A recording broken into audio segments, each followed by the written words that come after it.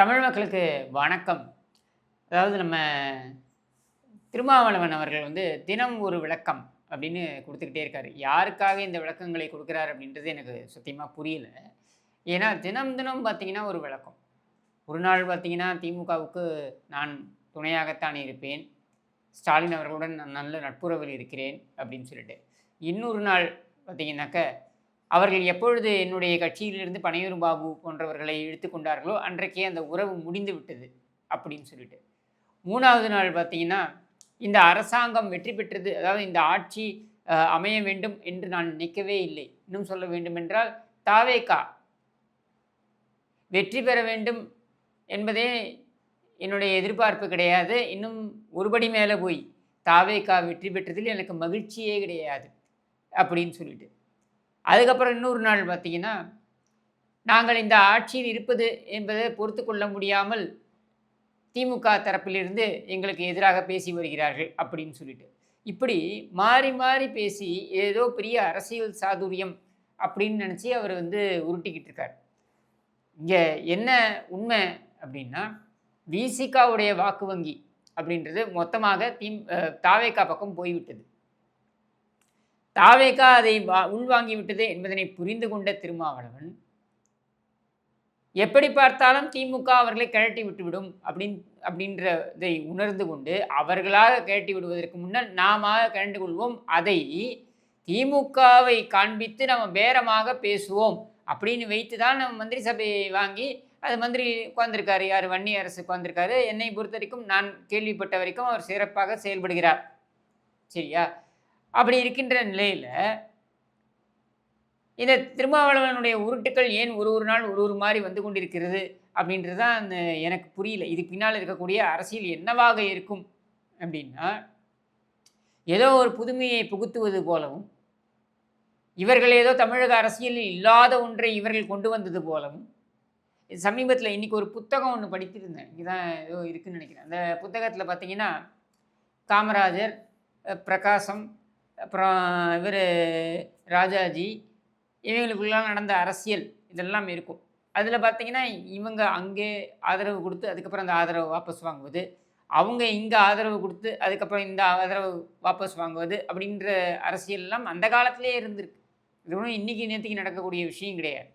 அப்படி இருக்கும் பொழுது ஏதோ இவர்தான் புதிதாக புகுத்துவது போல அந்த பேச்சை நீங்கள் கேளுங்களேன். காலையில் எனக்கு 8:30 மணிக்கு டெல்லியிலிருந்து ஒரு அழைப்பு வந்தது. +11 போட்டு நம்பர், லேண்ட்லைன் நம்பர். என்ன நம்பர்னு தெரியாமல் நான் எடுக்கலை. அப்புறம் அடித்த உடனே, சார் உங்கள்கிட்ட ஹோம் மினிஸ்டர் பேசணுங்கிறாரு அப்படின்னாங்க. யாருங்க? என்ன? அமித்ஷா பேசணுங்கிறாரு அப்படின்னாங்க. நான் உடனே சரி லைன் கொடுங்க, என்ன இணைப்பு கொடுங்க. என்ன இணைப்பு கொடுத்தோடனே, திருமாஜி how are you, how old are you, my best wishes, happy birthday என்று சொன்னார். யாரு? அமித்ஷா. எனக்கு இன்னைக்கு பிறந்த நாள் வாழ்த்து சொன்னார். ஒரு அரை மணி நேரம் கழிச்சு மறுபடியும் ஒரு கால் அதே டெல்லியில இருந்து வருது, லேண்ட்லைன்ல இருந்து. நான் எடுத்தேன். சார் உங்கள்கிட்ட ரயில்வே மினிஸ்டர் பேச விரும்புகிறார் அப்படின்னாரு. அஸ்வின் சொல்லிட்டு வேற ஏதோ பிரச்சனையா இருக்கும்னு நான் நினைச்சேன். அவரு எடுத்தெடுப்பிலே தமிழில் பேசுறாரு. சார் வணக்கம், வாழ்த்துக்கள்னாரு. எனக்கு குழம்பி போச்சு. சார் நீங்க அப்படின்னு நான் இங்கிலீஷ்ல கேட்டேன். உடனே அவர் சொன்னார், சார் நான் ரயில்வே மினிஸ்டர் தான் பேசுறேன், எனக்கு தமிழ் தெரியும் சார், நான் கொஞ்ச நாள் அங்கே இருந்தேன் அப்படின்ட்டு அவர் இங்கிலீஷ்ல வாழ்த்து சொன்னார். அவர் பிஜேபிக்காரர் தான். பிஜேபியின் கொள்கையை எதிர்ப்பது என்பது வேறு, தனிநபர் உறவு என்பது வேறு. இதில் அமித்ஷா அவர்கள் பேசியதாக சொல்லியிருப்பார். இந்த அமித்ஷா அவர்கள் பேசியதாக சொல்லக்கூடியது என்ன அப்படின்றது பார்த்தீங்கன்னா, இவர் என்னிடம் பிறந்த நாளுக்கு ஃபோன் பண்ணி, ஹலோ திருமாஜி ஹவ் ஆர் யூ அப்படின்ட்டு. ஹலோன்னு சொன்னால் திருமாஜி ஹூ ஆர் யூன்னா கேட்பார், ஹவ் ஆர் யூன்னு தான் கேட்பார். சரி, அதை கேட்டுட்டார். அதுக்கு அடுத்தது பர்த்டேக்கு விஷ் பண்ண ஃபார்ம் பண்ணால் பர்த்டேக்கு விஷ் தான் பண்ணுவார். அவர் உங்களுக்கு மட்டுமா பண்ணார், கனிமொழிக்கும் ஃபோன் பண்ணி விஷ் பண்ணுறாரு. யார் யார் அங்கே எம்பிக்களாக இருக்காங்களோ அவங்க எல்லாருக்குமே ஃபோன் பண்ணி விஷ் பண்ணுறதுன்றது அவருடைய வழிமுறையாக வைத்திருக்கிறார். அதில் முக்கியமாக எதிர்த்தரப்பில் இருக்கவர்கள் அப்படின்றவங்களுக்கு ஃபோன் பண்ணி அவர்களிடமும் நான் அன்பு காட்டுகிறேன் என்று காட்டுவது அவருடைய பிஆர் எக்ஸசைஸ். அதாவது அமித்ஷா அவர்கள் தன்னுடைய அரசியலில் தான் எல்லாருக்குமாக இருக்கிறேன் என்பதனை மக்கள் முன்னால் காட்டிக்கொள்வது வேண்டும் என்பதற்காக அவர் செய்கிறார். அது மட்டும் இல்லாமல் உங்களோட ஒரு தொடர்பை வைத்துக் கொள்கிறார். சரியா? இப்போ அதை அவசியமாக மேடையில் வந்து பேச வேண்டிய காரணம் என்ன திருமாவளவனுக்கு என்றால், அங்கே தான் நீங்கள் அரசியலை புரிஞ்சுக்கணும். ஏன்னா இவங்கெல்லாம் அரசியல்வாதிகள் தானே. இங்கே இருக்கக்கூடிய அதில் இருக்கக்கூடிய அரசியல் என்னென்னா, காங்கிரஸுக்கு அனுப்புகின்ற சமிக்ஞை திருமாவளவன். அமித்ஷாலாம் என்கிட்ட பேசிட்டு தான் இருக்காரு, பார்த்து நடந்துக்க. நீங்கள் வந்து விஜயோட இருக்கீங்கன்ற ஒரு காரணத்தினால என்ன விட்டுடலான்னு நீங்கள் நினச்சிங்கனாக்கா நான் திமுக பக்கம் போவேன் அப்படின்ற ஒரு சமிக்ஞையை காட்டுகிறார். ஆனால் உண்மையிலேயே இவர் திமுக பக்கம் செல்வதனால் ஏதாவது பயன் இருக்கிறதா என்றால் இல்லை. திமுக இவரை வரவேற்கப் போகிறதா என்றால் அதுவும் கிடையாது. ஏனென்றால் அவருடைய வாக்கு வங்கி என்பது முக்கால்வாசி விஜய் பக்கம் சென்று விட்டது அப்படின்றது தான் உண்மை. அப்போது அங்கே போயிட்டீங்க, அமைச்சர் பதவியும் அனுபவிக்கிறீங்க. அப்புறம் என்ன, நான் இவர்களுடன் உறவாடுகிறேன், இவர்களுடன் நான் நட்புறவில் இருக்கிறேன். அதுலேயும் பார்த்தீங்கன்னா இப்போ நாங்கள் வந்து அவர்களுடன் உறவில் இருப்பது தப்பா? அமித்ஷா வந்து உங்களுக்கு கால் பண்ணி உங்களுக்கு பிறந்தநாள் வாழ்த்து சொல்கிறது அப்படின்றது அரசியல் மாண்புன்னு வச்சுப்போமே ஒரு பக்கம். அதே சமயத்தில் நீங்கள் உங்களுடைய எம்பியை கூட்டிகிட்டு போய் பாஜகவுக்கு ஆதரவு கொடுத்தீங்கன்னா, அதாவது திமுக ஆதரவில் வெற்றி பெற்ற எம்பியை கொண்டு போய் பாஜகவுக்கு ஆதரவு கொடுத்தீங்கன்னா அதை ஏற்றுப்பாங்களா? ஏற்றுக்க மாட்டாங்கல்ல. ஆனால் இங்கே என்ன செஞ்சுருக்கீங்க?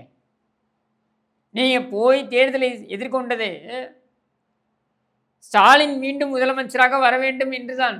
அதான் உங்களுடைய கோஷம். ஸ்டாலின் மீண்டும் முதலமைச்சராக வர வேண்டும். விஜய் அவருடைய கட்சி ஆர்எஸ்எஸ் பெற்றெடுத்த குழந்தை. சொன்னது யார்? ஒரு முறை இல்லை, பல முறை சொல்லி கொண்டிருந்தது யார்? திருமாவளவன்.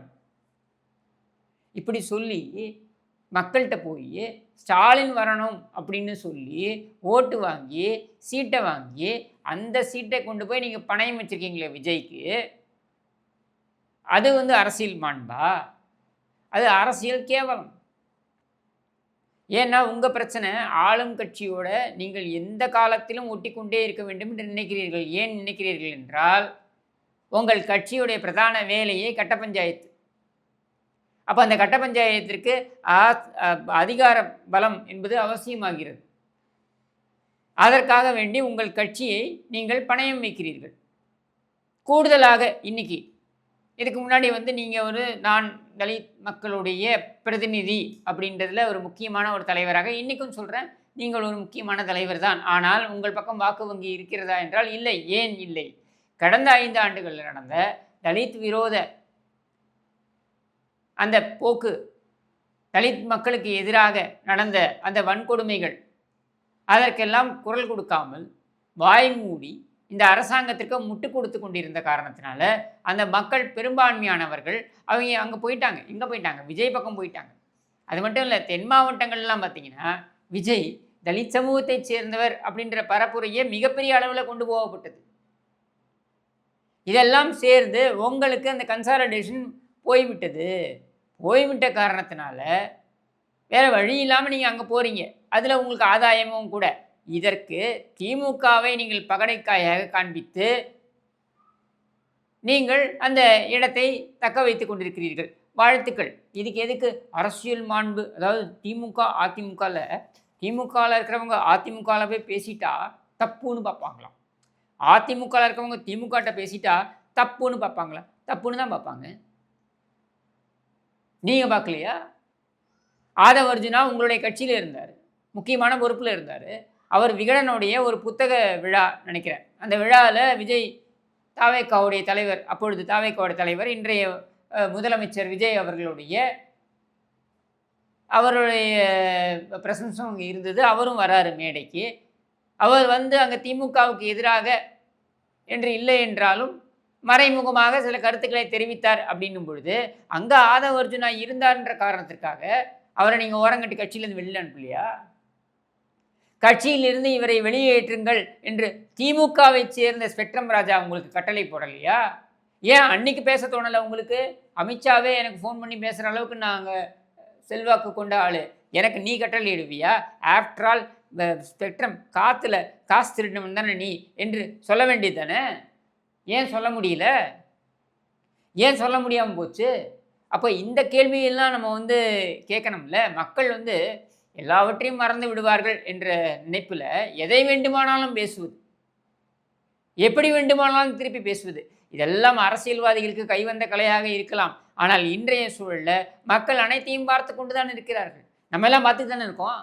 இந்த கேள்வியெல்லாம் வரும்ல நம்ம மனசில்.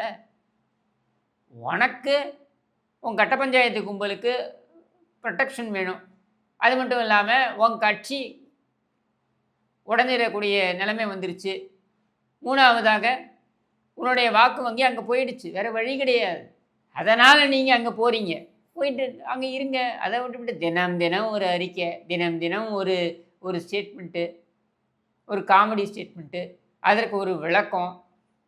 அந்த விளக்கத்தை எடுத்து பார்த்தீங்கன்னாக்கா கமல்ஹாசனே தோற்று போயிடுவார் போல. கமல்ஹாசன் தான் நம்ம எல்லாரையும் குழப்புவார். இவர் அதுக்கு மேலே. எதுக்கு இதெல்லாம்? யார் கேட்டாங்க உங்களை? விஜயோடைய கட்சி, விஜயோடைய ஆட்சி என்பது விஜய் என்கிற தனிநபர் மீது மக்கள் வைத்திருந்த நம்பிக்கையின் அடிப்படையில் அமைந்திருக்கின்ற ஆட்சி. அவ்வளவுதான், மேட்டர் முடிஞ்சிருச்சு. உங்களுடைய எம்எல்ஏக்கள் ஸ்டாலின் தலைவராக வருவார் என்கிற அடிப்படையில் அமைந்த அந்த கூட்டணி உடைய கட்சிகள் எல்லாரும் உழைத்து, முக்கியமாக பிரதானமாக திமுக கட்சிக்காரர்கள் உழைத்து கிடைத்த எம்எல்ஏக்கள், அந்த எம்எல்ஏக்களை கொண்டு போய் நீங்கள் பணயம் வைத்து விட்டீர்கள். அதற்கு 1000 காரணங்கள், 1000 விளக்கங்கள் நீங்கள் கொடுத்தாலும் இதுதான் உண்மை. சரியா? இந்த உண்மையை மறைப்பதற்கு எதையோ போட்டு உருட்டிக்கிட்டு இருக்கீங்களே. இப்போ உங்களை யார் இதெல்லாம் கேட்டது?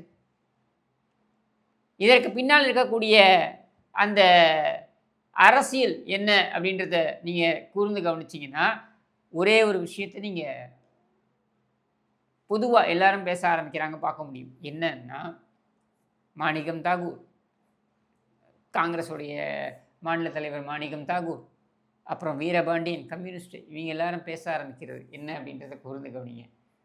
திமுக தாவேகாவுடன் ஒரே கூட்டணியில் அமைய வேண்டும், மதச்சார்பற்ற கூட்டணியில் திமுகவும் இடம்பெற வேண்டும் என்று தான் நாங்கள் விரும்புகிறோம். எப்படி? தீய சக்தி அப்படின்னு சொல்லி அந்த ஒரு விஷயத்தின் அடிப்படையில் ஆட்சிக்கு வந்த விஜய் திமுகவோட கூட்டணி வைத்து அந்த திமுகவுடன் ஒரு அமைப்பை ஏற்படுத்தி அதன் அடிப்படையில் தேர்தலை எதிர்கொள்ளணுமா? நல்லா இருக்க விஜயை கெடுக்கிறதுக்கு வேற விஷயமே வேண்டாம். ஏன்னா திமுக எதிர்ப்பு அப்படின்றதுல அதிமுகவை விட திறமை வாய்ந்தவர் நான் அப்படின்னு சொல்லி தானே நீங்கள் வந்து உட்காந்துருக்கீங்க. அப்படி தானே மக்கள்கிட்ட வாக்கு வாங்கி உட்காந்துருக்கீங்க. இப்போ திமுகவோட நான் கூட்டணி போகிறேன்னா தாராளமாக போங்கன்னு சொல்லுவாங்க. இது எல்லாம் கணித்து தான். நான் இப்போ கடந்த ஒரு மாதத்தில் பார்த்திங்கன்னா 2 முறை திரு எடப்பாடி பழனிசாமி அவர்களை சந்திக்க வாய்ப்பு கிடச்சிது. 2 முறை அவர் சொன்னது என்னென்னா, தேர்தல் வந்துருச்சு, தேர்தலுக்கு உழைச்சிட்டோம், அம்மாவில் முடிந்த முழு உழைப்பை கொடுத்துட்டோம். முக்கியமாக என்னால், அதாவது அவரால், அவருடைய வயது 72 வயதில் என்னால் முடிந்த அளவுக்கு நான் உழைச்சிட்டேன். என்னால் முடிந்த அளவுக்கு எல்லா தொகுதியிலையும் போய் என்னுடைய முழு உழைப்பை நான் கொடுத்துட்டேன். இதுக்கு மேலே மக்கள் வந்து வேறு ஒரு முடிவை எடுக்கிறாங்க அப்படின்னா அது ஏதோ ஒரு அலை இருக்குன்னு தான் நம்ம ஏற்றுக்கணும். சரியா? அப்போ அதை ஏற்றுக்கும் பொழுது அங்கே ஒருத்தர் வந்து முதலமைச்சராக உட்கார்றாருன்னா ஆட்சி செய்ய 1 வருஷம் ஆட்சி செய்யட்டும். மக்கள் என்ன எதிர்பார்ப்பின் அடிப்படையில் கொண்டு வந்து உட்கார வச்சுருக்காங்களோ அது என்னன்றது தெரிஞ்சுக்கிட்டோம் மக்களும். நீங்கள் ஸ்டாண்டப் காமெடியன் மாதிரி ஒவ்வொரு இடத்துலையும் போய்ட்டு அது என்னென்னு தெரியுமா, இது என்னென்னு தெரியுமா, என்ன நீங்கள் என்ன பண்ணீங்கன்னு தெரியுமா அப்படின்னு நீங்கள் பேசிட்டே இருந்தீங்கன்னா, இந்த ஹனிமூன் காலம் இருக்குது பாருங்கள், இந்த ஒரு 4 மாதம் 3 மாதம் ஹனிமூன் காலம், இந்த காலத்தில் மக்கள் இது எல்லாத்தையும் கேட்டுப்பாங்க, ரசிப்பாங்க. போக போக எல்லாருக்கட்டும்பா நீ என்னப்பா செய்ய போகிற, நீ ஏதோ சொல்லிட்டு வந்தியா, அது என்னப்பா ஆச்சு இப்படின்னு வருவாங்க. அந்த கட்டம் வரும்.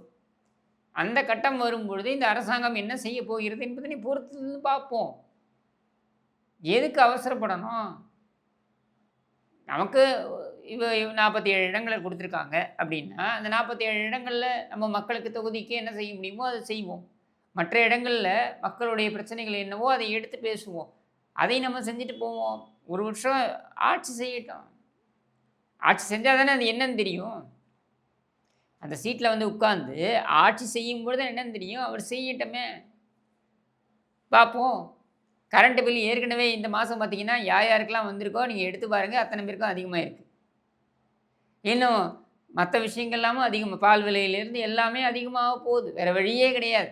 இதற்கு சாக்கு போக்குகள் சொல்லலாம், இல்லை சில சினிமா டைலாக்குகளை கொடுக்கலாம், இல்லை ஆக்ஷன்லாம் கொடுக்கலாம். ஓடு ஓடு ஓடு ஓடுன்னு ஆக்ஷன்லாம் கொடுக்கலாம். இதெல்லாம் நீங்கள் கொடுத்தாலும் கடைசியில் என்ன நடக்க போகுது?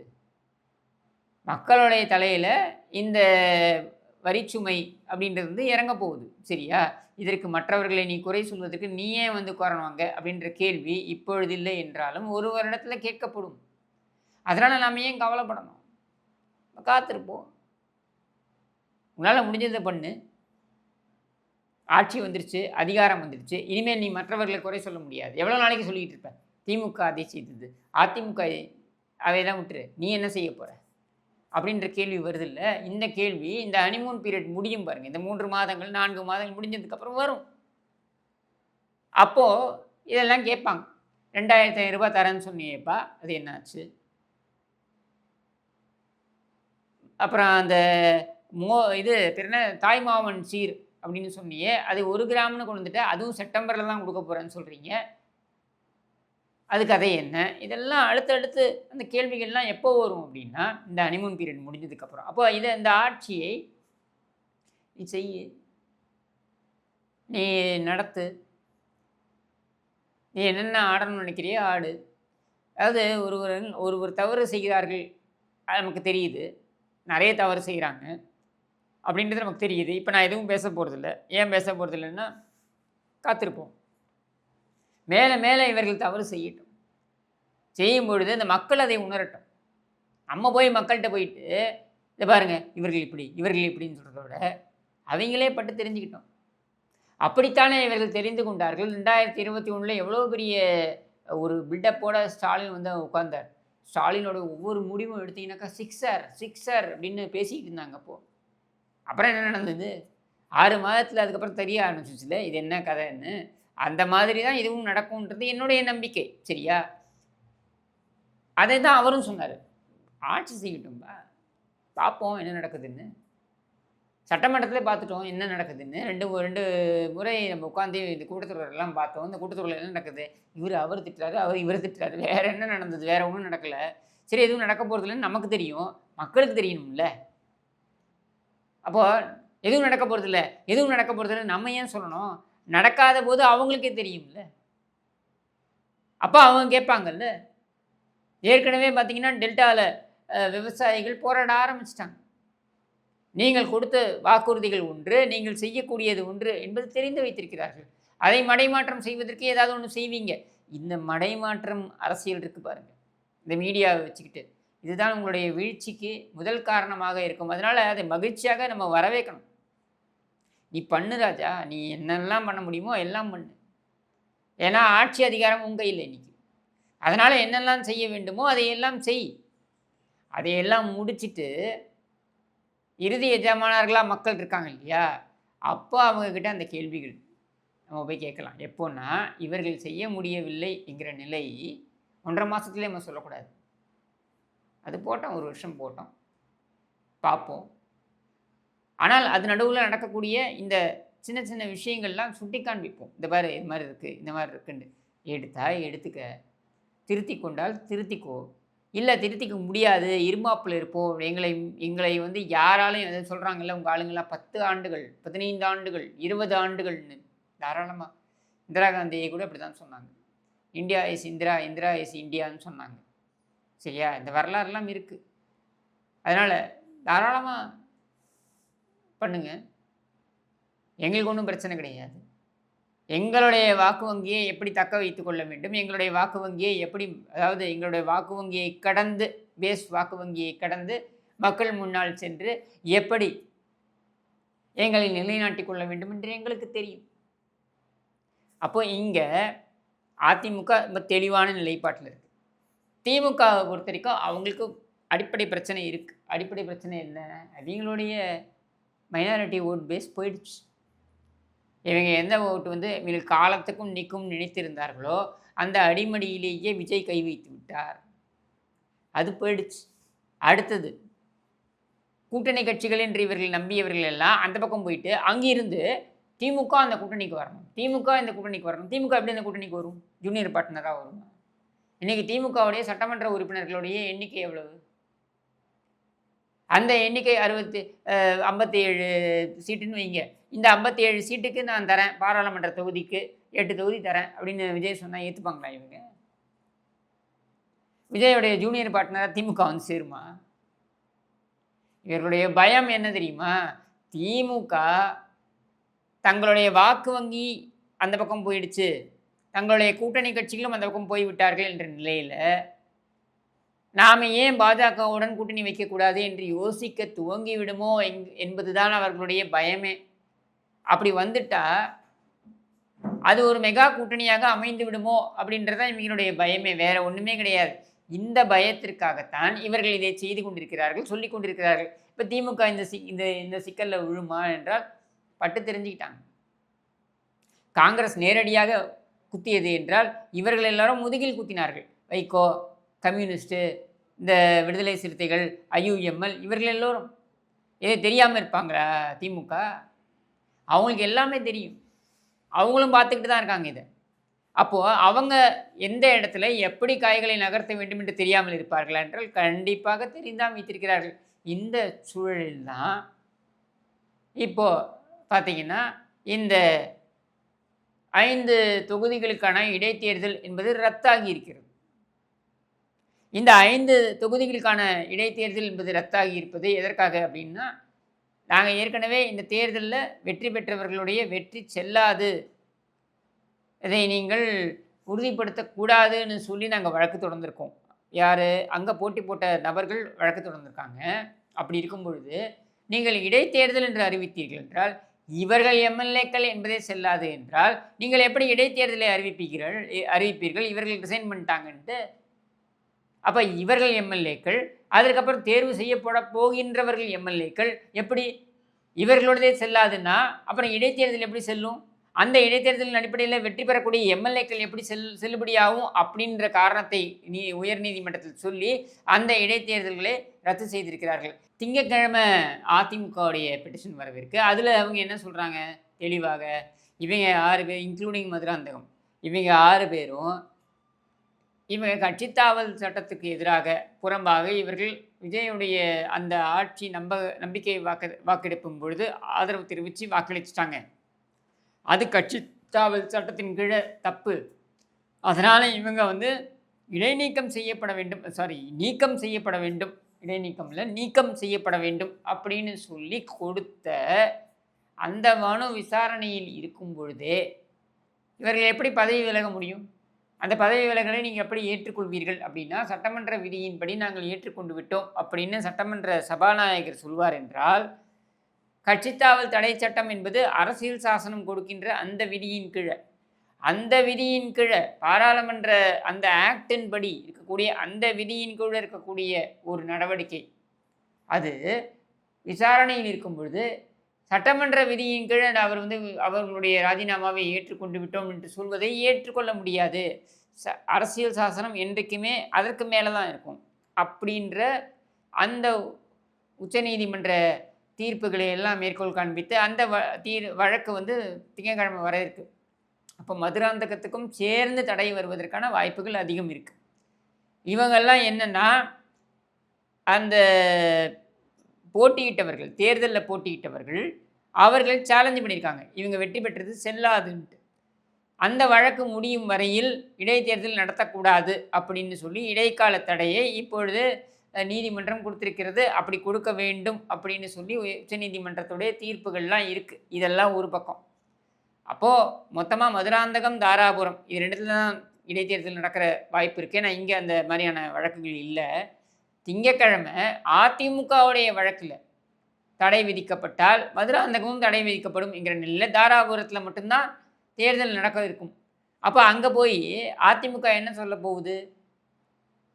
நாங்கள் எங்களுடைய கட்சி தொண்டர்கள் உங்களிடம் வந்து வாக்கு சேகரித்து நீங்கள் இரட்டை இலைக்கு வாக்களித்து எங்களுக்காக எங்கள் தலைமைக்காக வாக்களித்து அதன் அடிப்படையில் வெற்றி பெற்ற உறுப்பினர் சோரம் போய்விட்டார், எங்களுக்கு நியாயம் கொடுங்கள் அப்படின்னு கேட்டு மக்கள்கிட்ட போய் நிற்க போகிறாங்க. சரியா? இது நிற்பதற்கான அத்தனை உரிமையும் அவர்களுக்கு இருக்குது, தார்மீக உரிமை அவர்களுக்கு இருக்குது. இப்போ அங்கே ஆளுங்கட்சி என்ன வந்து சொல்ல போகிறது? இவர்களிடமிருந்து எங்களிடம் வந்த அந்த உறுப்பினர்கள் நாங்கள் மீண்டும் வேட்பாளர்களாக நிறுத்தப் போகிறோம் என்று சொல்லப் போகிறார்கள் என்றால், யாரையெல்லாம் நீங்கள் மற்றும் பலர் என்று சொன்னீர்களோ, யாரையெல்லாம் நீங்கள் தீய சக்தி என்று சொன்னீர்களோ, அவர்களையெல்லாம் உங்கள் பக்கம் வந்து விட்டால் நீங்கள் என்ன வாஷிங் மிஷினை சுத்தமாக்கிடுவீங்களா அப்படின்ற கேள்வி வரும். இந்த கேள்வியை மக்கள் மன்றத்தில் வைப்போம். மக்கள் என்ன சொல்கிறார்களோ அதை கேட்டுக்கொள்வோம், அவர்களுடைய தீர்ப்பு என்னவோ அதற்கு உடன்படுவோம் அப்படின்னு போகிறாங்க. இதெல்லாமே நடந்து கொண்டிருக்கின்ற இந்த சூழலில் இந்த கூட்டணி கட்சிகளுக்கு இருக்கக்கூடிய, அதாவது இங்கே ஒட்டுண்ணிகளாக இருந்து திமுக பக்கம் ஒட்டுண்ணிகளாக இருந்து அங்கிருந்து தாவேகா பக்கம் சேர்ந்திருக்கின்ற இந்த ஒட்டுண்ணிகளுக்கு என்ன பிரச்சனைனா, இவர்கள் தாவேகா, திமுக, அதிமுக என்கிற இந்த 3 கட்சிகள், அதில் முக்கியமான ரோல் ப்ளே பண்ணக்கூடிய இடத்திற்கு வந்திருக்கின்ற பாமக, அமமுக போன்ற கட்சிகள், இவர்களெல்லாம் அவர்களுடைய நிலைப்பாட்டில் உறுதியாக இருக்கிறார்கள். இப்படியும் அப்படியும் தாவிக்கிட்டு இல்லை அப்படின்ற ஒரு சூழலில் தாங்கள் எடுவிடாமல் போய்விடுவோம், தங்களுடைய அரசியல் என்பதற்கு மதிப்பில்லாமல் போய்விடும் என்கிற பயத்தில் தான் தாங்களும் இருக்கிறோம் என்பதனை காட்டிக்கொள்வதற்காக இப்படி தினம் தினம் ஒரு அறிக்கையை கொடுத்து கொண்டிருக்கிறார்கள். இதை நீங்கள் புரிந்து கொள்ள வேண்டும் என்பதற்காகத்தான் இந்த நீண்ட நெடிய விளக்கத்தை கொடுத்திருக்கிறேன் என்று கூறி விடைபெறுகிறேன். நன்றி, வணக்கம்.